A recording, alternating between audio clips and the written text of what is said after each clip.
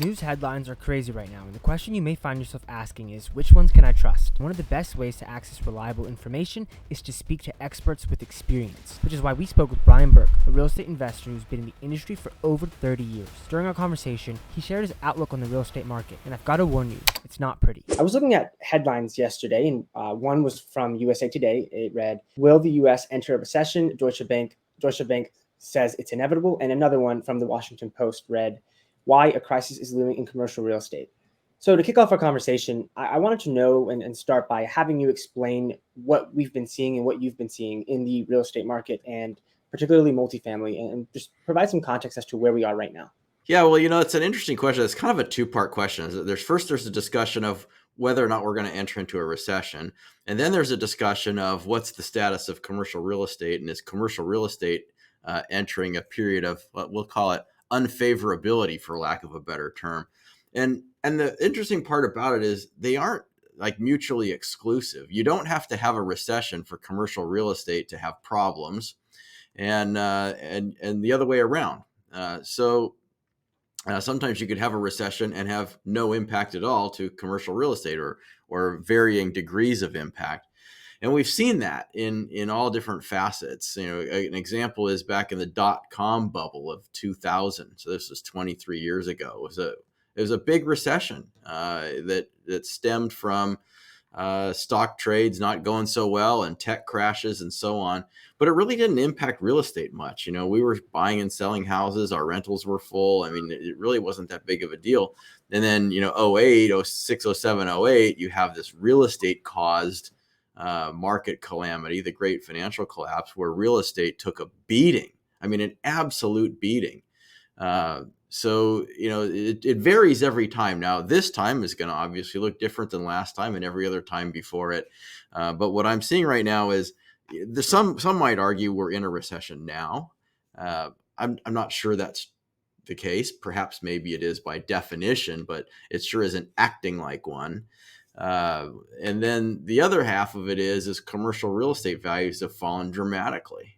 Even without a recession, over the last year and a half, they've fallen dramatically. And so some sectors of commercial real estate have gotten hit a lot harder than others. Multifamily has fared fairly well, but is still down at least 20%.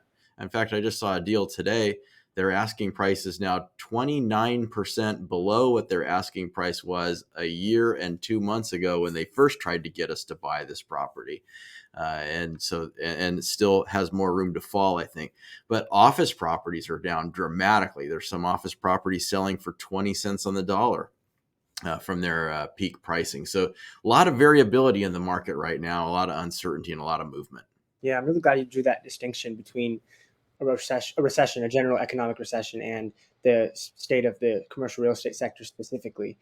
You also mentioned that multifamily property values have been declining. I want to know, because I think there's two schools of thought right now, and this has been a recurring theme throughout a lot of the interviews I've been having recently, where some people are saying real estate's a falling knife, I'm not going anywhere near it, and others are saying right now is an opportunity. And so you said they've already fallen, the values have fallen drastically. Do you see that continuing? And if so, are you like sitting on the sidelines right now, or are you where everyone's fearful? Are you being greedy, for lack of a better phrase? Yeah, that's the old Warren Buffett saying, right? Be greedy when others are fearful, and fearful when others are greedy. And a lot of people are saying, hey, people are fearful. Now is the time to be greedy. It's time to get out there and buy. I disagree. I think the challenge that we see right now is that buyers are fearful and lenders are fearful. And that's great. I mean, that does certainly produce some opportunity for you to go pick up some deals maybe here and there. But I think when the time to be greedy is when sellers are fearful. And we haven't reached that point yet. Sellers are not fearful. Sellers are saying, hey, I don't have to sell. I'm hitting my NOI targets. My property's 95% occupied. Yes, I'm not getting the rental increases I was hoping for. Maybe I'm not 99% occupied. Maybe cap rates aren't compressing further, and that my underlying value is less, but I can survive this. And so they're not fearful enough to say, I'm going to sell you my property for 50 cents on the dollar. They're just going to hold on to it. So that's what we're in right now, is this kind of like this bid ask spread where, buyers are like, hey, times are terrible, sell at this low price. And sellers are like, yeah, it's not really that bad, I'm just going to hang on. Now you have some people who own properties with really bad capital structure where they've got bridge loans that are coming due, or they have just term loans that are coming up, or they need to refinance for one reason or another, and they can't, and that's gonna produce some fearful sellers. Mm-hmm. You have some people that bought with too much leverage, and now they're in negative cash flow. And that's going to produce some fearful sellers. So I think, in the last 12 months, buyers were fearful. In the next 12 months, maybe we'll start to see sellers get fearful. But I think we have a year or two ahead of us before this really all shakes out. So I've been sitting on the sidelines I haven't bought anything in a year and a half, and don't have any plans to. We sold 75% of our portfolio 2 years ago, at what I think is the peak of the market. And we did that intentionally because we felt that this was going to happen. So I'm not going to ignore those feelings and then jump right back in. We're going to let this play out, and then we'll get back in. Yeah, in the previous interview you mentioned how you have this ability to sense when things are going on, and it maybe you're approaching a peak or vice versa. And I think you said there wasn't any specific metric you used, but could you provide some insight into what signaled you that the peak was approaching and that it was the right time to sell? Because obviously it was a good call. Yeah, well, I think probably one of the strongest signals was that we had somebody approach us and say that they wanted to buy one of our properties. So we contacted our broker and said, we're getting people interested in buying this asset. Why don't you take it out off market and see if you can see if you can round up some interest. And without a lot of effort, we'd get 15 offers, way over what we had expected we would get, with non-refundable earnest money deposits day one, prior to even doing any due diligence whatsoever. And that told us that there was just a buying frenzy. And the last time I saw a buying frenzy like that was like 04, 05. And that was right before the big collapse. So it's just, when everybody wants to buy, it's a great time to sell. When everybody wants to sell, it's a great time to buy. And it's difficult to detach yourself from the emotions of thinking like, everybody wants to buy, that means this is a great asset class, and instead think counterintuitively and think, let them have it. For the investors and owners right now who maybe aren't fearful, but they are going to be facing some challenges in the coming months if they're not already. I know there's probably multiple factors, and we could have a whole entire discussion on each one, but there are a few I wanted to dive into. First, I wanted to start with property types. I have heard you mention once, and this might have been kind of like very casually, so you can correct me if I'm wrong, but I think you said something along the lines of Class C properties are more risky, and right now the tides might shift. So a lot of investors right now, sponsors, have had a lot of luck in the past few years with Class C properties, but things might be changing for the worse. Can you expand on what your position is on Class C properties, and do you ever even consider buying Class C, or is it kind of like, does it just depend on the deal? Yeah, I'm very unlikely to consider buying Class C. I've been there and done that. I've seen that movie before, and I'm not one that likes to watch the same movie over and over again. So I'm unlikely to be in the C class market. Now, there's a lot of people that will say C class is the best class because in times of economic difficulty, there's down classing. You'll have Class A residents move to Class B residents move to Class C residents move to Class D, but everybody, or they stay put in Class C. So everybody gravitates towards Class C. And I've just found that to be complete and total hogwash. Whenever I've seen economic calamity, Class C properties are hit the worst because those are the people who are closest to the margin, and they have no reserves, and they really have nowhere else to go. So what happens is the Class C tenants don't move out into Class D. They stay put in Class C until the sheriff kicks them out. And they're not paying. They're just sitting there waiting until the sheriff gets there. Class B isn't really moving to Class C because they don't want to live with those people who aren't paying their rent, and there's all kinds of stuff going on. that's not where they want to live. You might have some downclassing from A into B, but I just don't see, very often B moving into C. What's more likely to happen is B will double up with a roommate into class B, or even move up class to class A. And, they'll get a nicer place with a roommate as opposed to a lesser place by themselves. I think people are more likely to do that. So I think class C it's probably, oftentimes it's the last to collapse because it just kind of, it does hold on for a little while, but it's also the last to recover, and it has the deepest trough. So I just tend to stay away from it. Yeah, Class C is almost synonymous with value add, and a lot of investors will kind of say, "Oh yeah, we invest in B to C class value add. That's our play," and it makes sense to an extent because, of course, those might have the more opportunities for value add, but of course, like you're saying, there's going to be more opportunity for risk too. Yeah, there's more risk, and that's why returns should be higher in Class C. Unfortunately, that doesn't usually work out, and pricing lately has been very little cap rate delta between Class B and C, and so you're taking on a lot of extra risk without a lot of extra payoff for it. So there's value add in every real estate class. Even Class A has value add. There are things you can do to improve occupancy and improve rents and improve property condition, even in Class A properties, and you can do it with less risk and a little bit more stability. So I just tend to gravitate towards, we're more Class A to Class A minus, B plus, B minus, and B minus would be my case by case. Class C, probably totally out for me. Now that we've discussed property type, the next factor I wanted to dive into is debt. And I know you've been very vocal, a vocal proponent of floating rate debt. So first question was going to be, why are you a proponent of that? And I know you expanded on a study done that compared, I believe, floating rate to fixed rate. So if you want to kind of use that as evidence for your argument, I'd love to kind of pick your brain on that. Yeah. So whenever you borrow money, you're always taking on some kind of a risk. No matter what structure that loan is, there's a risk to you as a borrower. Fixed rate debt, people think, well, fixed rate debt is great because I don't have that interest rate risk.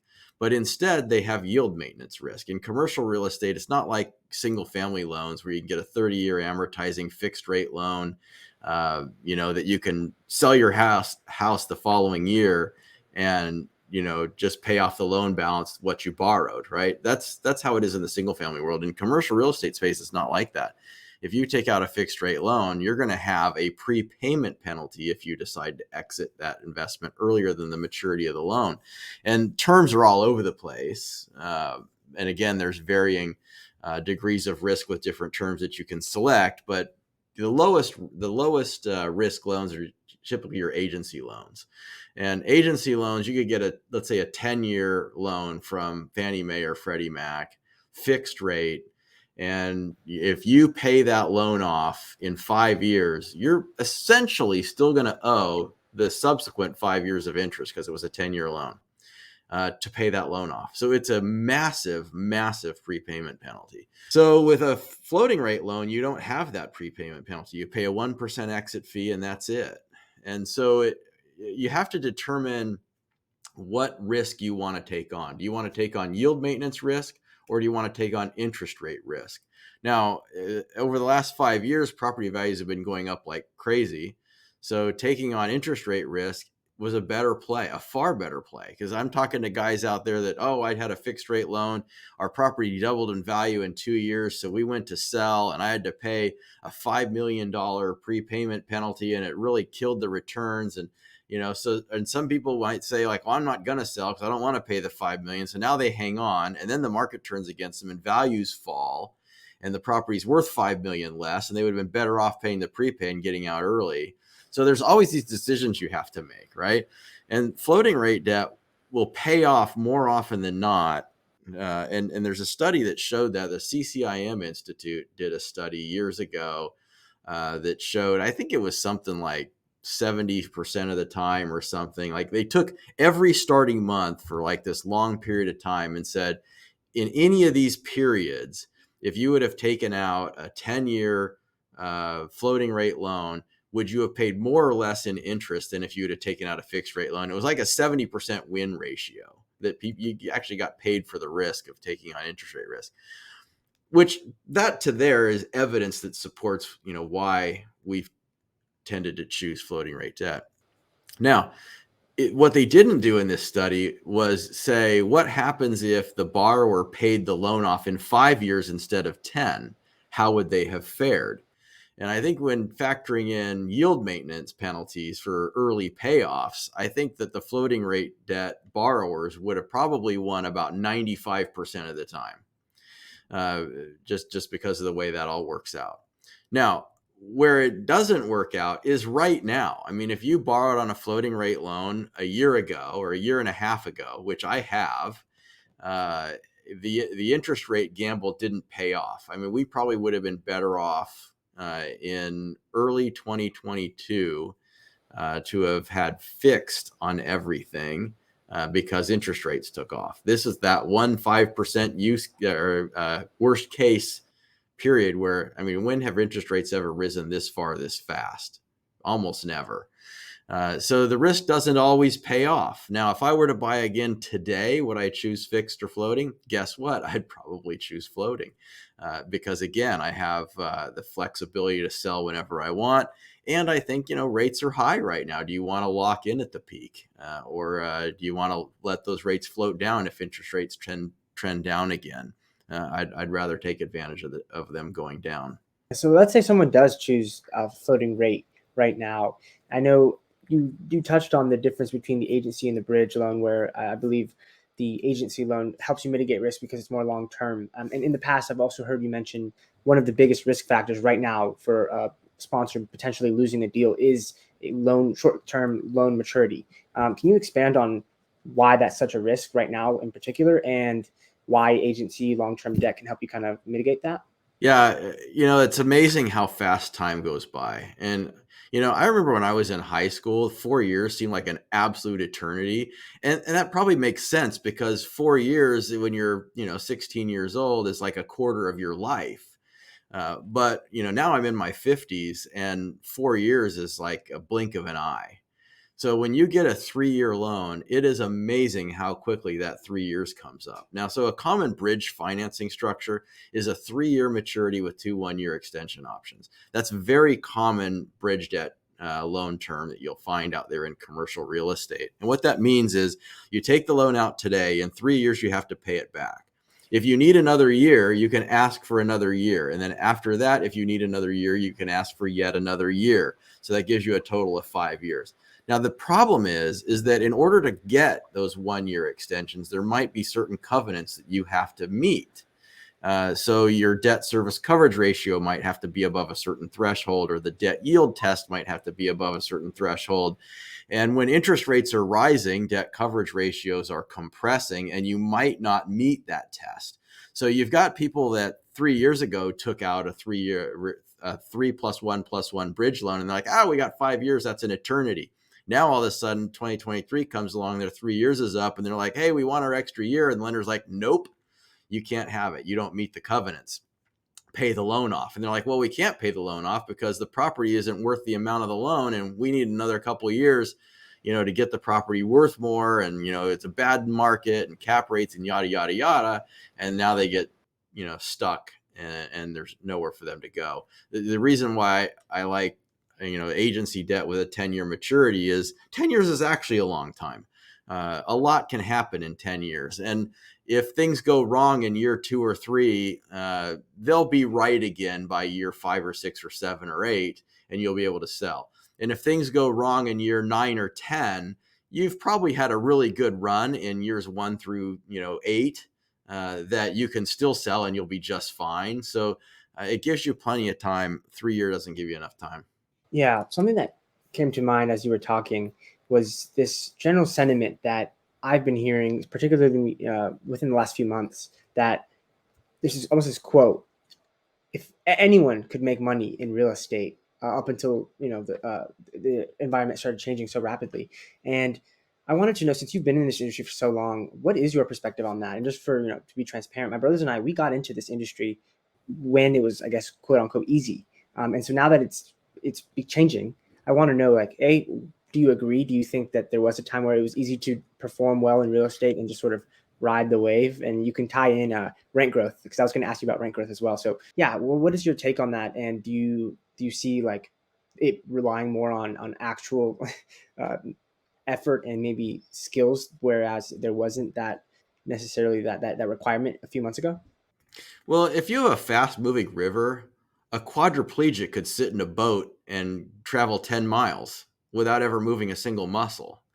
But try to get them to go upstream. They're not going anywhere, right? So that's how the market has been, is that the market has pushed everyone. And so regardless of how skilled or inept you may be, uh, chances are you made money in real estate over the last 5 to 7 years. If you didn't, you really screwed it up, or made some really bad decisions, or had some extraordinarily bad luck. Um, the market bailed most people out. We had deals that didn't perform to spec, but we still got out of them and made a few bucks because the market pushed it.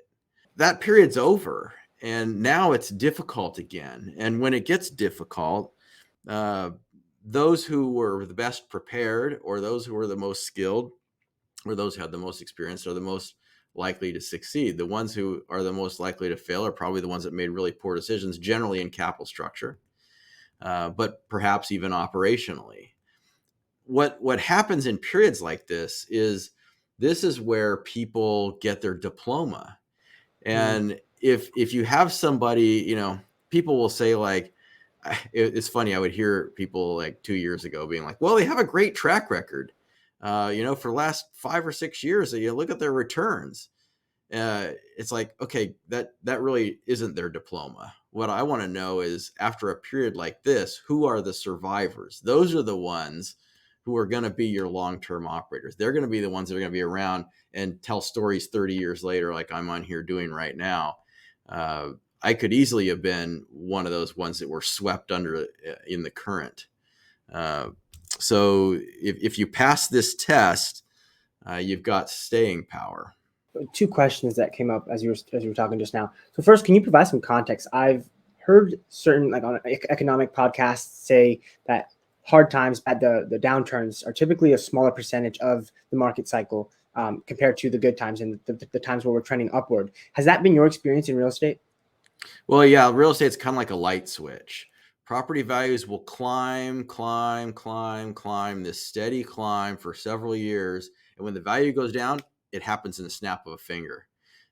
Case in point, values were climbing extraordinarily fast all the way up until about, let's call it March of 2022. Yeah. Maybe February of 2022. Then all of a sudden, just at the flip of a switch, it shuts off. And over the course of the next like 9 to 12 months, the commercial real estate values are falling like 30%, 20 to 30%.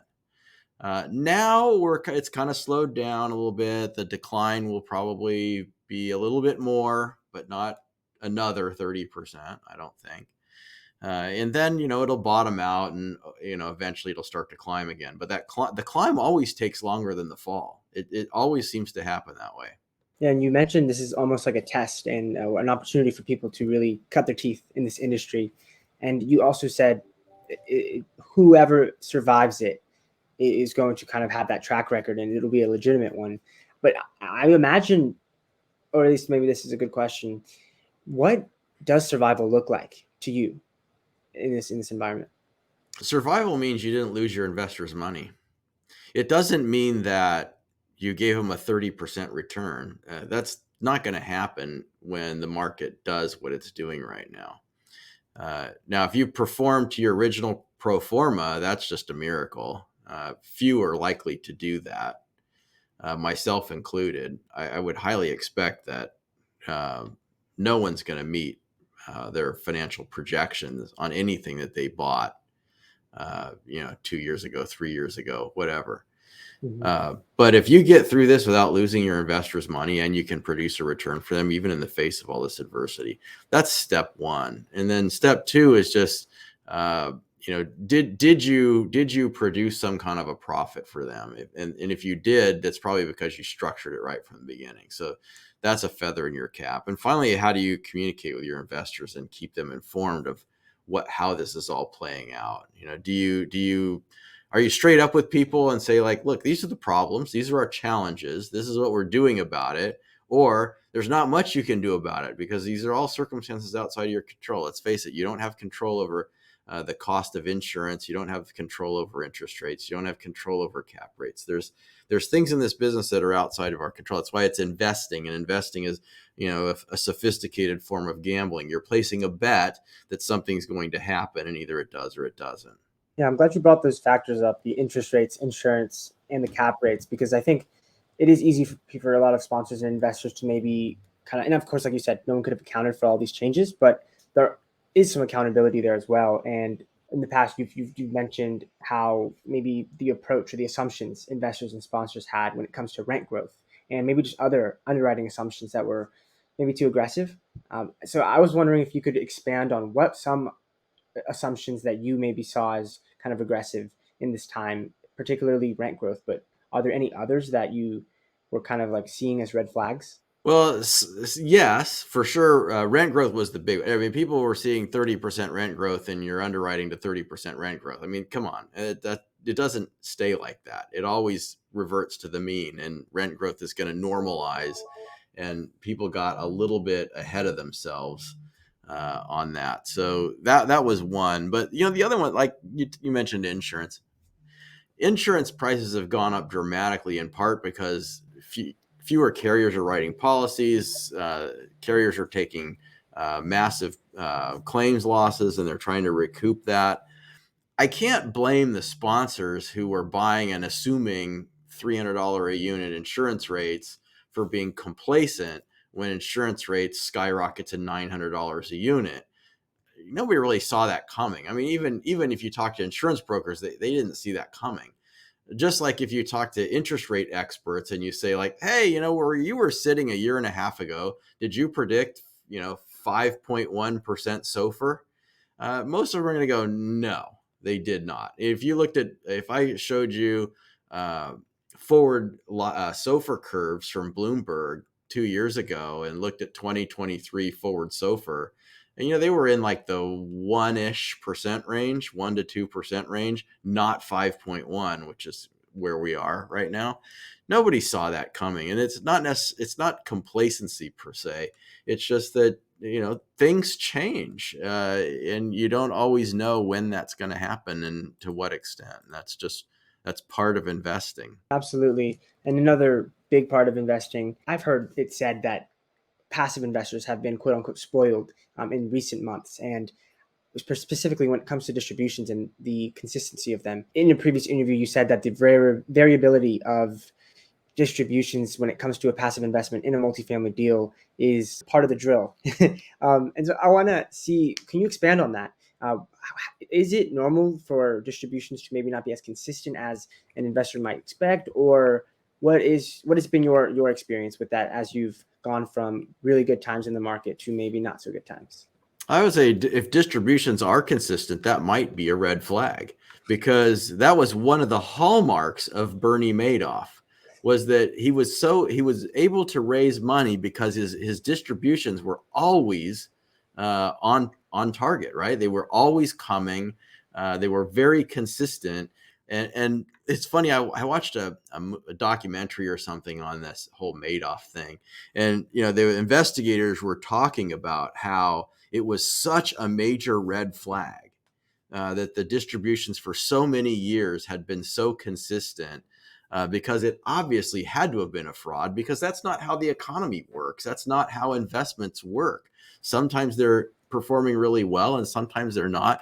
And they were talking about how, well, everybody kind of ignored this. And it's like, well, the checks keep coming, keep making your investments, keep re-upping. Well, how'd that work out? Not so good.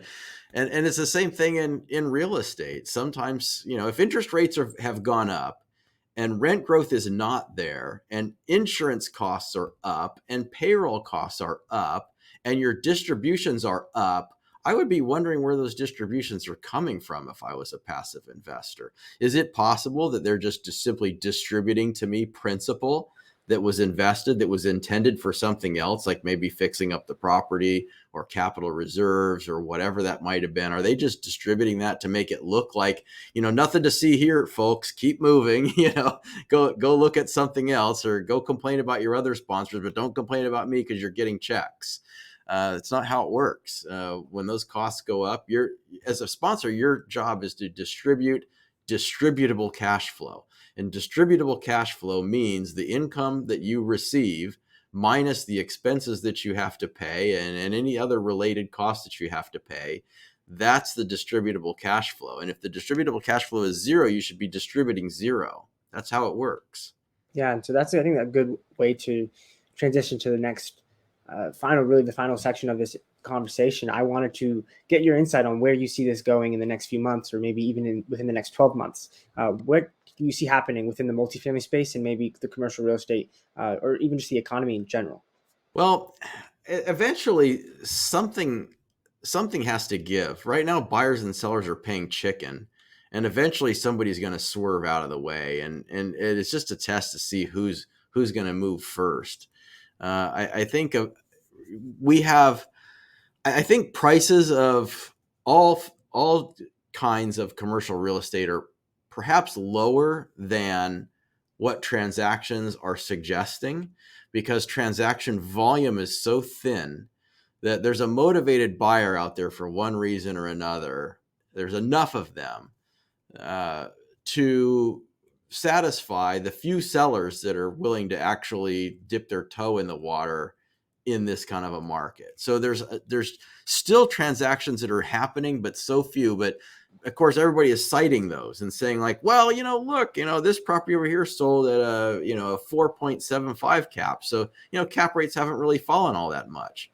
It's like, okay, now put 30 more of those on the market and see where the cap rate shakes out, because it had a 1031 or just raised a fund and had pref burning a hole in their pocket, or, whatever the case may be. You found that one buyer that was willing to pay that 4.75% cap rate. But if you had to sell 100,000 units, what's the cap rate going to be for all the buyers in the market? And I think that's when real pricing is going to get discovered, is when transaction velocity actually starts to pick up and there's enough transactions to be meaningful enough to establish a data point. And we're not there yet. So I think we're going to see values falling a little bit more than what's being revealed, but the fall has actually already happened, if that makes sense. So I was on a webinar a few weeks ago, hosted by a really prominent investor in the multifamily syndication space. And he put the industry into the context of kind of comparing it to a child who is less than 10 years old, because it's relatively new compared to other aspects of the industry.